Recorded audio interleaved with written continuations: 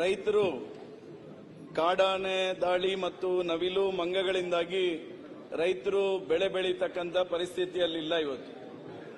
ಇವತ್ತು ಇದಕ್ಕೆ ಸಂಬಂಧಪಟ್ಟಂತೆ ಸರ್ಕಾರ ಏನು ಕ್ರಮ ಕೈಗೊಂಡಿದೆ ಅನ್ನುವಂಥದ್ದನ್ನು ನಾನು ಸಚಿವರ ಹತ್ರ ಪ್ರಶ್ನೆ ಕೇಳಿದ್ದೆ.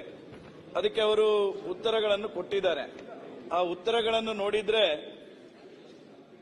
ಉದಾಹರಣೆಗೆ ETF ಮತ್ತು LTF 24x7 ನಿರ್ವಹಿಸಲು ನಿಯಂತ್ರಣ ಕೊಠಡಿಗಳನ್ನು ಸ್ಥಾಪಿಸಿದೆ ಅಂತ ಹೇಳಿದ್ದಾರೆ. ಪ್ರಾಯಶಃ ಇದು ಇಲ್ಲಿ ಕೂತಿರ್ತಕ್ಕಂಥ ಈ ಪ್ರಾಣಿಗಳ ದಾಳಿಯಿಂದಾಗಿ ರೈತರು ಯಾರೆಲ್ಲ ಕಷ್ಟಪಡ್ತಾ ಇದ್ದಾರೆ ಅಂತ ವಿಧಾನಸಭಾ ಕ್ಷೇತ್ರದ ಶಾಸಕರನ್ನು ಕೇಳಿದ್ರೆ ಈ ರೀತಿಯ ಒಂದು ವ್ಯವಸ್ಥೆಗಳು ನಡೀತಾ ಇದೆಯಾ ಕೇಳಿದ್ರೆ ಯಾರ ಗಮನಕ್ಕೂ ಇಲ್ಲದಂತ ಪರಿಸ್ಥಿತಿಯಲ್ಲಿದೆ. ತುರ್ತು ನಿರ್ವಹಣೆಗೆ ಕ್ಷಿಪ್ರ ಕಾರ್ಯಪಡೆ ತಂಡ ಇದೆ ಅಂತ ಹೇಳಿದಿರಿ. ನಮಗೆಲ್ಲೂ ಇದು ಗಮನಕ್ಕೆ ಬರ್ತಾ ಇಲ್ಲ ಸಾಮಾನ್ಯ ಸಭಾಧ್ಯಕ್ಷರೇ. ವಿಶೇಷವಾಗಿ ತಂತ್ರಜ್ಞಾನವನ್ನು ಬಳಸಿಕೊಂಡು ನಾವು ಅನೇಕ ವ್ಯವಸ್ಥೆಗಳನ್ನು ಮಾಡಿದ್ದೇವೆ ಅಂತ ಹೇಳಿದ್ದಾರೆ. ಒಂದು ತಂತ್ರಜ್ಞಾನಕ್ಕೆ ಹೆಸರು ಏನು ಅಂತ ಹೇಳಿದ್ರೆ ಅಧ್ಯಕ್ಷರೇ, ಆನೆ ಎಲ್ಲಿ ಎನ್ನುವಂಥದ್ದು ತಂತ್ರಜ್ಞಾನದ ಹೆಸರು. ಈ ತಂತ್ರಜ್ಞಾನ ಎಲ್ಲಿ ಅಂತ ನಾವು ಕೇಳಬೇಕಾದಂತ ಪರಿಸ್ಥಿತಿ ಇದೆ. ಈ ತಂತ್ರಜ್ಞಾನ ಎಲ್ಲಿ ಅಂತ ಯಾಕಂತ ಹೇಳಿದ್ರೆ ಅದು ತಂತ್ರಜ್ಞಾನ ಏನ್ ಮಾಡ್ತದೆ ಅಂತ ಹೇಳಿದ್ರೆ, ಈ ವ್ಯವಸ್ಥೆಯು ಸಾರ್ವಜನಿಕ ದೂರುಗಳು, ಗಸ್ತು ತಿರುಗುವಿಕೆ ಮುಂತಾದ ವಿವಿಧ ಮಾಹಿತಿಗಳ ಮೂಲಕ ಒಂದು ಪ್ರದೇಶದಲ್ಲಿ ಆನೆಗಳ ಚಲನವಲನವನ್ನು ಮೇಲ್ವಿಚಾರಣೆ ಮಾಡುತ್ತದೆ. ಈ ಮಾಹಿತಿಯು ಆನೆಗಳ ಚಲನವಲನದ ಮಾದರಿಯನ್ನು ಪತ್ತೆ ಹಚ್ಚಲು ಸಾರ್ವಜನಿಕರಿಗೆ ಮುಂಚಿನ ಎಚ್ಚರಿಕೆ ಸಂದೇಶವನ್ನು ಕಳುಹಿಸಲು ಸಹಾಯ ಆಗ್ತದೆ ಅಂತೇಳಿ. ಆದ್ರೂ ಈ ತಂತ್ರಜ್ಞಾನ ಇದ್ರೂ ಇವರೇ ನಮಗೆ ರಿಪೋರ್ಟ್ ಕೊಡ್ತಾರೆ ಅವರ ಉತ್ತರದಲ್ಲಿ. ಈ ವರ್ಷ ಒಟ್ಟು 2023-24ರಲ್ಲಿ 48 ಜನ ಸತ್ತಿದ್ದಾರೆ, 24-25ರಲ್ಲಿ 36 ಜನ ಸತ್ತಿದ್ದಾರೆ, 25-26ರಲ್ಲಿ 13 ಜನ ಸತ್ತಿದ್ದಾರೆ. ಹಾಗಾದ್ರೆ ಆನೆ ಎಲ್ಲಿ ತಂತ್ರಜ್ಞಾನ ಏನ್ ಕೆಲಸ ಮಾಡ್ತಾ ಇದೆ ಸನ್ಮಾನ್ಯ ಸಭಾಧ್ಯಕ್ಷರೇ? ಅದರ ಜೊತೆಗೆ ಹೇಳ್ತಾರೆ, ಕಾಡಿನಂಚಿನ ಗ್ರಾಮಗಳಲ್ಲಿ ವನ್ಯ ಪ್ರಾಣಿಗಳು ಬಂದಂತಹ ಸಂದರ್ಭಗಳಲ್ಲಿ ಸಾರ್ವಜನಿಕರಿಗೆ ಎಚ್ಚರಿಕೆ ಮಾಹಿತಿ ನೀಡಲು ಅಡ್ವಾನ್ಸ್ ಅಲರ್ಟ್ ಸಿಸ್ಟಮ್ ಅನ್ನು ತಯಾರಿಸಲಾಗಿದೆ. ಇದರಿಂದಾಗಿ ಸಾರ್ವಜನಿಕರಿಗೆ ನೇರವಾಗಿ ಸಂದೇಶಗಳು ಬರ್ತದೆ ಅಂತೇಳಿ. ಆನೆ ಬಂದ ತಕ್ಷಣ ಜನರಿಗೆ ಮೆಸೇಜ್ ಬರ್ತದೆ. ಮೆಸೇಜ್ ಬಂದಂದು ಆನೆ ಬರ್ತಾ ಇದೆ ಅಂತೇಳಿ ಇವರು ಓಡಿ ಹೋಗಬೇಕು ಅಂತ. ಆದ್ರೆ ಇಲ್ಲಿ ಎಲ್ಲಿ ಓಡಿ ಹೋಗುವ ಪರಿಸ್ಥಿತಿ ಇಲ್ಲ. ಈ ಸಿಸ್ಟಮ್ ಸನ್ಮಾನ್ಯ ಸಭಾಧ್ಯಕ್ಷರೇ, ಮಂತ್ರಿಗಳಿಗೆ ನಾನು ವಿನಂತಿ ಮಾಡ್ತೇನೆ, ನಿಮ್ಮನ್ನು ಈ ಅರಣ್ಯ ಇಲಾಖೆ ಅಧಿಕಾರಿಗಳು, ನೀವು ಒಳ್ಳೆ ಸಚಿವರಿದ್ದೀರಿ, ನಿಮ್ಮ ಬಗ್ಗೆ ಬಹಳ ಗೌರವ ಇದೆ. ಆದ್ರೆ ಈ ಅಧಿಕಾರಿಗಳ ಬಗ್ಗೆ ನನಗೆ ಕಿಂಚಿಂತೂ ಅಭಿಪ್ರಾಯ ಇಲ್ಲ. ಯಾಕಂತ ಹೇಳಿದ್ರೆ ಅವ್ರು ನಮ್ಮನ್ನು ಇಡೀ ಇಲಾಖೆಯನ್ನು ಮಿಸ್ಲೀಡ್ ಮಾಡ್ತಾ ಇದ್ದಾರೆ. ಈ ಸಿಸ್ಟಮ್ಗಳು ಎಲ್ಲೂ ವರ್ಕ್ ಆಗ್ತಾ ಇಲ್ಲ. ಉದಾಹರಣೆಗೆ ರೈತರಿಗೆ ಒಂದು ಸಹಾಯಧನ ಅಂತ ಕೊಟ್ಟಿದ್ದಾರೆ ಸನ್ಮಾನ್ಯ ಮಂತ್ರಿಗಳೇ. ರೈತರಿಗೆ ಸಬ್ಸಿಡಿ ದರದಲ್ಲಿ ಸೋಲಾರ್ ಬೇಲಿ ನಿರ್ಮಾಣ ಮಾಡಲು ಉತ್ತೇಜನ ನೀಡಲಾಗುತ್ತಿದೆ.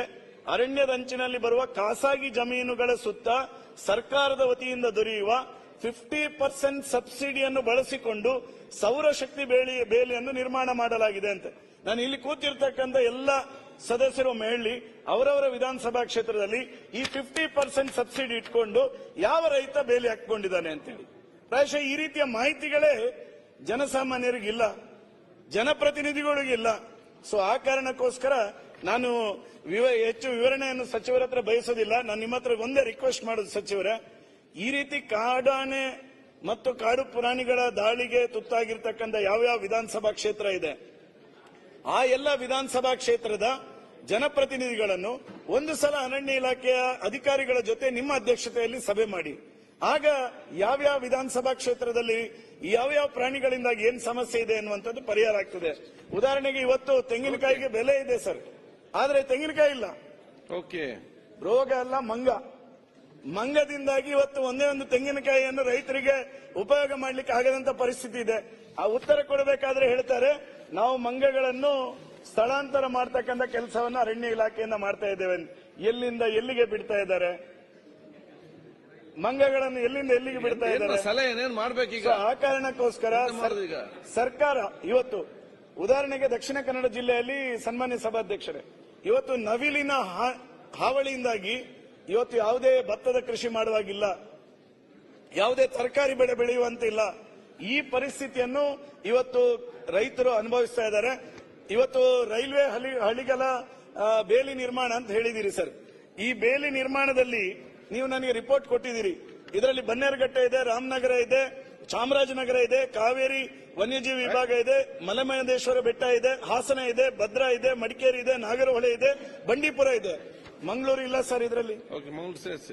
ನಾನು ನಿಮ್ಮ ಹತ್ರ ರಿಕ್ವೆಸ್ಟ್ ಮಾಡ್ತೇನೆ, ಸುಳ್ಯ, ಕಡಬ, ಪುತ್ತೂರು, ಬೆಳ್ತಂಗಡಿ, ಕಾರ್ಕಳ ಅಪ್ ಟು ಬೈಂದೂರಿನವರೆಗೆ ಇವತ್ತು ಪ್ರಾಣಿ ದಾಳಿಯಿಂದಾಗಿ ರೈತರು ಸಂಕಷ್ಟದಲ್ಲಿದ್ದಾರೆ. ದಯವಿಟ್ಟು ಮುಂದಿನ ಬಜೆಟ್ನಲ್ಲಿ ಹೆಚ್ಚು ರೈಲ್ವೆ ಹಳಿಗಳ ಬೇಲಿ ನಿರ್ಮಾಣದ ದೃಷ್ಟಿಯಿಂದ ದಕ್ಷಿಣ ಕನ್ನಡ, ಉಡುಪಿ ಜಿಲ್ಲೆಗೆ ನೀವು ಆದ್ಯತೆ ಕೊಡಬೇಕೆನ್ನುವಂತ ಆಗ್ರಹವನ್ನು ಸಹ ನಿಮ್ಮ ಹತ್ರ ಈ ಸಂದರ್ಭದಲ್ಲಿ ಮಾಡ್ತೇನೆ.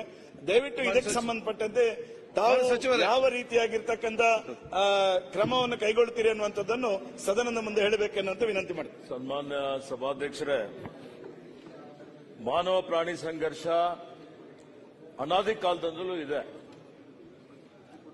ಇತ್ತೀಚೆಗೆ ದಿನೇ ದಿನೇ ಈ ಸಂಘರ್ಷ ಜಾಸ್ತಿ ಆಗ್ತಾ ಇದೆ. ಅದಕ್ಕೆ ಮುಖ್ಯವಾಗಿ ಅರಣ್ಯ ಕ್ಷೀಣಿಸ್ತಾ ಇದೆ, ನಗರೀಕರಣ ಜಾಸ್ತಿ ಆಗ್ತಾ ಇದೆ, ನಾವು ಅರಣ್ಯದ ಕಡೆ ಹೋಗ್ತಾ ಇದ್ದೇವೆ. ವನ್ಯಜೀವಿ ಸಂರಕ್ಷಣೆ ಕಾಯ್ದೆ ಬಂದ ಮೇಲೆ ಪ್ರಾಣಿಗಳ ಸಂಖ್ಯೆನೂ ಬಹಳ ಜಾಸ್ತಿ ಆಗಿದೆ. ಇವತ್ತು ನಮ್ಮಲ್ಲಿ ಇಡೀ ದೇಶದಲ್ಲಿ ಎಲ್ಲಕ್ಕಿಂತ ಹೆಚ್ಚಿನ 6395 ಆನೆಗಳಿದ್ದಾವೆ. ಅಂದ್ರೆ ಇದು 2022ರ ಗಣತಿ ಪ್ರಕಾರ. ಈಗ ಮತ್ತೆ ಇನ್ನೂ ಜಾಸ್ತಿ ಆಗಿರಬಹುದು. 563 ಹುಲಿಗಳಿದ್ದಾವೆ, 2ನೇ ಸ್ಥಾನದಲ್ಲಿದ್ದೀವಿ. ಚಿರತೆಗಳು ಸಾವಿರಾರು ಇದ್ದಾವೆ. ಇವೆಲ್ಲ ಪ್ರಾಣಿಗಳ ಜಾಸ್ತಿ ಆಗುವಂತಹ ಸಂದರ್ಭದಲ್ಲಿ ಅನೇಕ ಕಡೆ ಇವತ್ತು ಆವಾಸ ಸ್ಥಾನಕ್ಕೆ ನಾವೆಲ್ಲ ಅಭಿವೃದ್ಧಿ ಪರ ಕೆಲಸ ಕಾರ್ಯಗಳು ತಗೋತಾ ಇದ್ದೀವಿ, ನ್ಯಾಷನಲ್ ಹೈವೇಸ್ ಮಾಡ್ತೀವಿ.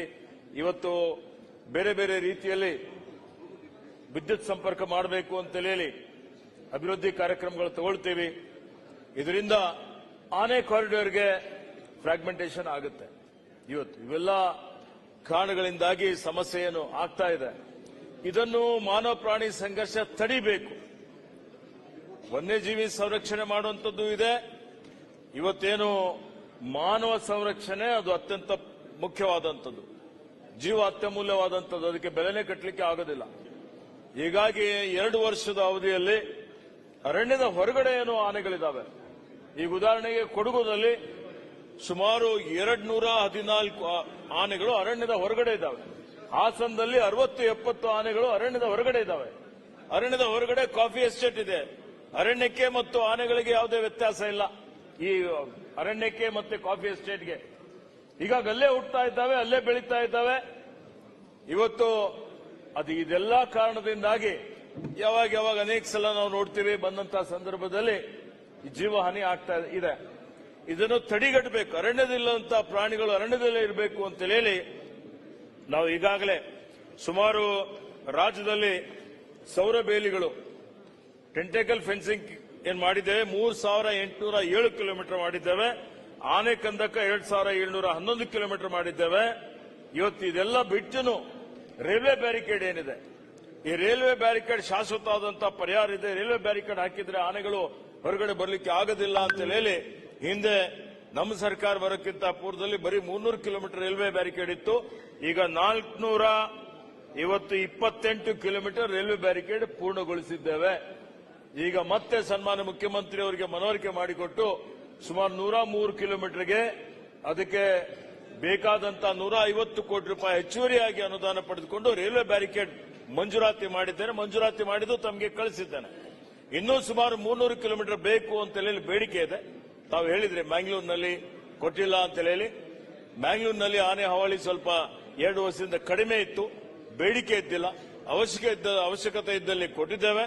ಈಗ ನೀವು ಹೇಳ್ತಾ ಇದ್ದೀರಿ ಎಲ್ಲೆಲ್ಲಿ, ಈಗಾಗಲೇ ಮಾತನಾಡಿದ್ದೇನೆ, ಎಲ್ಲೆಲ್ಲಿ ರೈಲ್ವೆ ಬ್ಯಾರಿಕೇಡ್ ಅವಶ್ಯಕತೆ ಇದೆ ಅದರ ಒಂದು ಪಟ್ಟಿ ತಯಾರು ಮಾಡಲಿಕ್ಕೆ ಹೇಳಿದ್ದೇನೆ.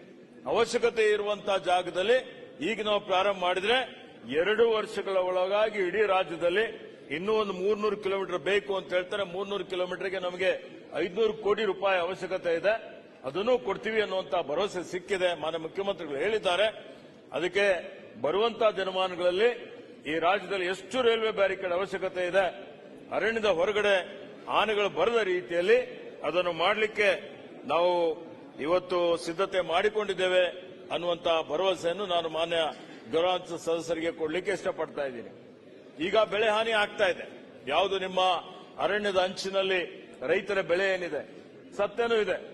ಈ ಬೆಳೆನೇ ಹಾನಿ ಆಗುವಂತ ಸಂದರ್ಭದಲ್ಲಿ ಇವತ್ತು 2022ರಲ್ಲಿ ಏನು ಅಂದಿನ ದಿನ ಅವತ್ತು ಎಷ್ಟು ಬೆಳೆ ಪರಿಹಾರ ಇತ್ತು ಅದಕ್ಕೆ ದುಪ್ಪಟ್ಟಾಗಿ ಮಾಡಿದ್ದಿದೆ.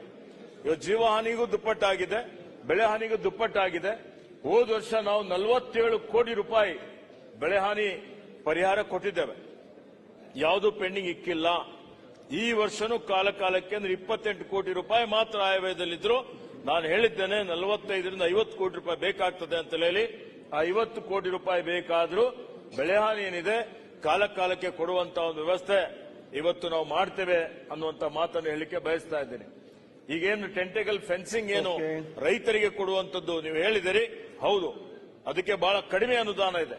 ಹೀಗಾಗಿ ಕೆಲವೊಂದು ರೈತರಿಗೆ ಮಾತ್ರ ಯಾರು ಮುಂದೆ ಬಂದು ನಾವು ಸೋಲಾರ್ ತಂತಿ ಹಾಕೊಳ್ತೀವಿ ಅಂತ ಹೇಳ್ತಾ ಇದ್ದಾರೆ. ಅದಕ್ಕೆ 1 ಕಿಲೋಮೀಟರ್ಗೆ ಸುಮಾರು 2,30,000 ರೂಪಾಯಿ ಅಂತ ಹೇಳಿ ಮಾಡಿ ಅದಕ್ಕೆ ಸುಮಾರು 1,15,000 ರೂಪಾಯಿ 50% ರಿಯಾಯಿತಿ ಸಹಾಯಧನ ಕೊಡ್ತಾ ಇದ್ದೇವೆ. ಅದು ಬೇಡಿಕೆ ಬಹಳ ಇದೆ, ಆಯವ್ಯಯದಲ್ಲಿ ಅನುದಾನ ಕಡಿಮೆ ಇದೆ. ಇನ್ನೊಂದು 10 ಕೋಟಿ ಹೆಚ್ಚಿಗೆ ಕೊಡಬೇಕು ಅಂತ ಹೇಳಿ ಆರ್ಥಿಕ ಇಲಾಖೆ ಮತ್ತು ಮಾನ್ಯ ಮುಖ್ಯಮಂತ್ರಿಗಳಿಗೆ ಪ್ರಸ್ತಾವನೆ ಸಲ್ಲಿಸಿದ್ದೇನೆ. ಎಲ್ಲಾದರೂ ಅವಶ್ಯಕತೆ ಇದೆ. ಇವತ್ತು ಮಂಗ ಇರಬಹುದು, ನವಿಲಿರಬಹುದು, ಇವೆಲ್ಲ ಬಂದಂತಹ ಸಂದರ್ಭದಲ್ಲಿ ಬೆಳೆ ಹಾನಿ ಮಂಗಕ್ಕೆ ಕೊಡಬಹುದು. ಇವತ್ತ ಆ ರೀತಿಯಲ್ಲಿ ಎಲ್ಲಿ ಅರಣ್ಯ ಪ್ರಾಣಿಗಳಿದ್ದಾವೆ, ಅರಣ್ಯ ಪ್ರಾಣಿಗಳು ಬಂದು ಬೆಳೆ ಹಾನಿ ಆದಂತಹ ಸಂದರ್ಭದಲ್ಲಿ ಅದಕ್ಕೆ ಪರಿಹಾರ ಕೊಡುವಂತದ್ದಕ್ಕೆ ಇವತ್ತು ವ್ಯವಸ್ಥೆಯನ್ನು ನಾವು ಮಾಡಿದ್ದೇವೆ. ತಾವು ಹೇಳಿದ್ದೀರಿ ಈಗಾಗಲೇ. ನಾನು ಈ ಎಲ್ಲಾ ವಿಷಯಗಳ ಬಗ್ಗೆ ಒಂದು ಇಂಟಿಗ್ರೇಟೆಡ್ ಕಮಾಂಡ್ ಸೆಂಟರ್ ಮಾಡಬೇಕು ಅಂತ ತೀರ್ಮಾನವನ್ನು ಮಾಡಿದ್ದೇವೆ. ಈಗ ಆನೆ ಎಲ್ಲಿ ಅಂತ ಕೇಳಿದ್ರೆ ಅದೊಂದು ಮೊಬೈಲ್ ಅಪ್ಲಿಕೇಶನ್ ಇದೆ. ಎಲ್ಲಿ ಆನೆ ಇದೆ ಅಂತೇಳಿ ನಮ್ಮವರೆಲ್ಲರೂ ಇವತ್ತು ಡ್ರೋನ್ ಕ್ಯಾಮೆರಾ ಉಪಯೋಗ ಮಾಡ್ತಾ ಇದ್ದೀವಿ, ಹೊಸ ತಂತ್ರಜ್ಞಾನ ಉಪಯೋಗ ಮಾಡ್ತಿದ್ದೀವಿ. ಎಲ್ಲಾ ಮಾಡ್ಲಿಕ್ಕಾಗಿನೂ ಇವತ್ತು ಇವೆಲ್ಲ ಸಮಸ್ಯೆಗಳೇನಾಗ್ತದೆ ನೀವು ನೋಡಿದಿರಿ. ಮೊನ್ನೆ ಎಲ್ಲಾ ಕಡೆ ವೈರಲ್ ಆಗಿತ್ತು. ಅವರು ಬಂಡೀಪುರ್ನಲ್ಲಿ ಹೋಗುವಂತಹ ಸಂದರ್ಭದಲ್ಲಿ ಸುಮಾರು ಜನ, 100 ಜನ ಅಲ್ಲೇ ಆನೆ ಅರಣ್ಯದ ಒಳಗಡೆ ಹೋಗೋದೇ ಕಷ್ಟ, ಅರಣ್ಯದ ಒಳಗಡೆ ಪ್ರವೇಶ ಇಲ್ಲ ಅಂತ ಹೇಳಿದ್ರು. ಇವತ್ತು ಅನಧಿಕೃತವಾಗಿ ಪ್ರವೇಶ ಆಗುವಂತದ್ದು ಆಗ್ತದೆ. ಅಂತಹ ಸಂದರ್ಭದಲ್ಲಿ ಇವತ್ತೇನು ನಾವು ಸಹಬಾಳ್ವೆ ಮಾಡಬೇಕಾಗತ್ತೆ ಇವತ್ತು ಪ್ರಾಣಿಗಳ ಜೊತೆಯಲ್ಲಿ. ಅದು ಬಿಟ್ಟು ಪ್ರಾಣಿಗಳಿಗೆ ಕೆಣಕ್ಲಿಕ್ಕೆ ಹೋದ್ರೆ ಬಹಳಷ್ಟು ಅನಾಹುತಗಳಾಗಿದ್ದಂಥದ್ದು ನೋಡಿದ್ದೇವೆ. ಅರಿವು ಮೂಡಿಸುವಂತ ಕೆಲಸ ನಡೀತಾ ಇದೆ. ಇವತ್ತು ಆನೆ ಬರ್ತಾ ಇದೆ ಅಂತ ಹೇಳಿದ್ರು. ಇವತ್ತು ಕೆಲವು ಜನ ಜೀವದ ಹಂಗನ್ನು ತೊರೆದು ಆನೆ ನೋಡ್ಲೇಬೇಕು ಅಂತ ಹೋಗ್ತಾರೆ, ಸೆಲ್ಫಿ ತಗೋಬೇಕು ಅಂತ ಹೋಗ್ತಾರೆ. ಕ್ಲಿಕ್ ಆಯ್ತು ಅದಕ್ಕೆ ಅಂತ ಹೇಳಿದ್ರೆ ಆನೆ ಇವತ್ತು ಮಸ್ತ್ ಬಂತು ಅಥವಾ ಕೆರಳಿತು ಅಂತ ಹೇಳಿದ್ರೆ ಪುಂಡಾನೆ ದಾಳಿ ಮಾಡಿಬಿಡ್ತದೆ. ಮೊನ್ನೆ ನೋಡಿದಿರಿ ನೀವು. ಇವತ್ತು ಈ ರೀತಿಯಲ್ಲೆಲ್ಲ ಏನಾಗ್ತಾ ಇದೆ, ಇದಕ್ಕೆ ಅಧಿಕಾರಿಗಳು ಬಹಳಷ್ಟು ಯಾಕೆ ನೋಡಿ. ಮಾನ್ಯ ಸಭಾಧ್ಯಕ್ಷರೇ, ಒಂದು ಆನೆ ಕರ್ನಾಟಕದಲ್ಲಿ ಮಾತ್ರ ಆನೆ ಸೆರೆ ಇಡ್ಲಿಕ್ಕೆ ನಮ್ಮಲ್ಲಿ ಒಂದು ವ್ಯವಸ್ಥೆ ಇದೆ. ಇವತ್ತು ಕುಮ್ಕಿ ಆನೆಗಳಿದಾವೆ ಸುಮಾರು ಆನೆ ಕ್ಯಾಂಪ್ಗಳಲ್ಲಿ.